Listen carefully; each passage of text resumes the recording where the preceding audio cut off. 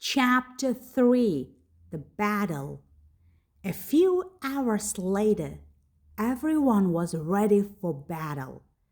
Eric, Frank, Carl, and Susan boarded Eric L. Kraken's ship. It was very big. It had many cannons. It was the pirates' personal and favorite ship. Frank was his second in command. Al Kraken always traveled with him. Eric L. Kraken was high up at the helm. Frank showed Carl and Susan the rest of the ship. "What do you think of our beauty?" he asked. Susan looked around and smiled. "I can't believe I'm on a real pirate ship. This is incredible," she said. Frank laughed. "It's nothing," he said. "We see it daily." Frank brought Carl and Susan back to the helm. The ship was already moving. The wind was slightly cold, but there were no clouds. All they could see was the blue water of the Caribbean and the beach. It was beautiful. Then Carl remembered they were going into battle against the English. They had to do something to stop it. Eric L. Kraken watched the sea. He was still at the helm. Carl and Susan watched Eric. Suddenly they heard Frank's voice behind them. "So how are you going to do it?" "Do what?"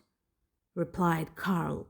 "Still the watch. You have to do it before the battle starts." "Wait a second," said Carl. "That's the part I don't understand. Why does Eric want Susan and me here on the ship? We don't know how to fight." "I told you, he thinks you can beat the English somehow." Carl looked up. He saw Eric. He was looking at them. His eyes showed nothing. He was just watching them. "Well, he's wrong," said Carl. "We can't help. I don't know what he thinks we can do." "Actually," Frank said, "I don't know what Eric is thinking either." "Why do you say that?" asked Susan. "Look at the sea." Carl and Susan looked. They counted 10 pirate ships. "See, we have 10 ships," Frank pointed out. Susan didn't understand what Frank meant. "Yes, we have 10 ships." "So?" Frank just looked at her. "Oh, I see," she said. "We have 10 ships, but the English have more, right?" "Yes." "How many more?" "They have 30. 30, shouted Carl. "And we have 10. You're all crazy." "That's why I want to stop this. You have to steal the watch. We can't win this battle, but Al Kraken won't give up. Not to the English, not to anyone." "Okay, so what can we do?" asked Carl. "We steal the watch." Susan jumped in. She looked at Carl. "Like I said, I have an idea." Susan explained the plan. "You're a watchmaker, right?" "Yes," answered Carl. "Tell Eric that you can win the battle, but you need his watch to do it." "And how do I do that?" "Tell him you know how it works. Say you can stop the English ships with its powers. And then run." "That's a really bad plan," said Carl. "But it's the only one we have," replied Susan. Carl agreed. They had no choice. Carl walked over to Eric. Time was running out. The captain was telling his men what to do. Eric saw Carl. What do you want? You know a way to win? Yes. Yes, I do. Come here, I'll tell you. The stout pirate and Carl walked away from the others. Frank and Susan pretended that they didn't see anything. Eric, as you know, I'm a watchmaker. I need to see your watch. The pirate's face changed completely. What for? If you let me see it, I think we can win the battle. What do you mean? Asked Eric. He was looking at Carl suspiciously. Carl didn't know what to say. He thought hard. Then he continued. I think I know how it works, he lied. So, if you let me see it, I can change it.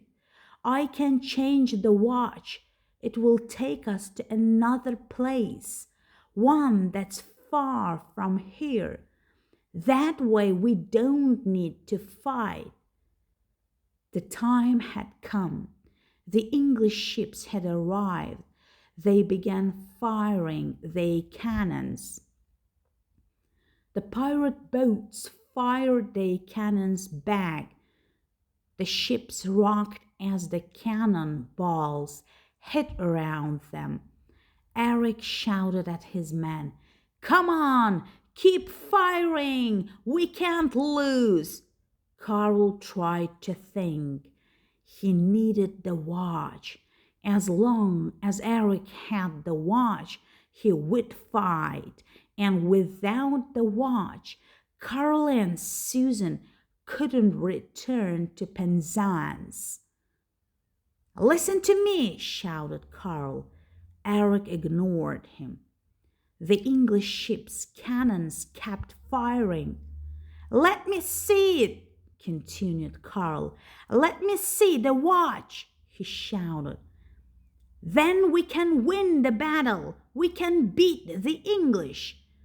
Eric looked at him, but he held tightly onto the watch. Suddenly, a cannon shot through the helm. Eric lost his balance. He fell. This was Carl's chance. He grabbed the watch from Eric and ran. Eric realized what had happened. "Stop! Stop that man!" he shouted. Eric's men began to chase Carl. Carl threw the watch to Susan. She quickly caught it and ran. Carl ran towards her. Then they saw Eric. He was coming their way. The English cannons fired again. Eric tried to grab Susan. Suddenly, Frank stepped in to stop Eric. He was helping Susan. Susan had the watch. Carl grabbed for the watch. Eric grabbed for the watch. Frank grabbed Susan to keep her safe. The next thing they knew, the watch was activated. The whole group was traveling forward in time. They were going to the 21st century.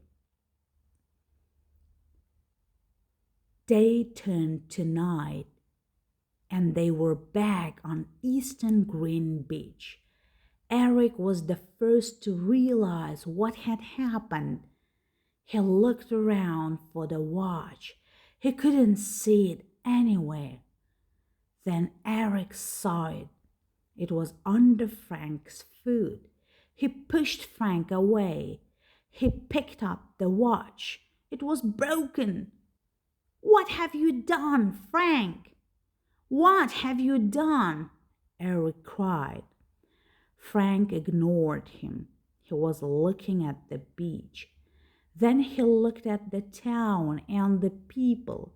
It was the first time he had been in the future.